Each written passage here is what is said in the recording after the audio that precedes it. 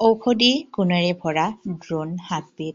এই শাকবিধ আপোনালোকে যেনেকেই খাব বিচাৰে তেনেকেই খাব পাৰি। মাছেৰেও খাব পাৰি, আঞ্জা বনাই, পিটিকা খাব পাৰি, ভাজিও খাব পাৰি।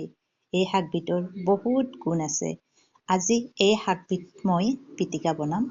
শাকখিনি ধুই লৈ নহৰু, কেঁচা জলকীয়া আৰু অকণমান নিমখ পানী দি কেনে অকণমান বইল হ'বলৈ দিছোঁ।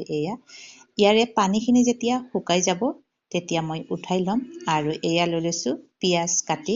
তাৰপিছতে বইল নহৰুখিনি আৰু বইল জলকীয়াখিনি ইয়াতে দি দিছোঁ অকণমান তেল। আৰু তেলখিনি দিয়াৰ পিছতে এইখিনি ধুনীয়াকৈ মই মিক্স কৰি ল'ম। এইখিনি মই মিক্স কৰি লৈ আছোঁ। এতিয়া ইয়াতে মই শাকখিনি দি দিম। শাকখিনি লৈছোঁ। আৰু যিহেতু এমুঠি আনিছিলোঁ সেইকাৰণে অলপে হৈছে, কিন্তু এইখিনি অলপ হ'লেও খাবলৈ বহুত ধুনীয়া।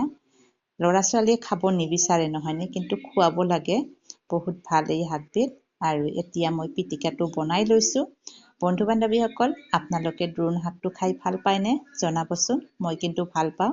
আৰু এই শাকবিধৰ যিহেতু বহুত উপকাৰ আছে, অলপ হ'লেও আমাৰ খাব লাগে নহয়নে। কোনে কোনে খাই ভাল পায় জনাবচোন বন্ধু বান্ধৱীসকল। আজিৰ ভিডিঅ'টো মোৰ ইমানেই আছিল। সকলো বন্ধু বান্ধৱী ভালে থকা, সুস্থ থকা। Bye bye.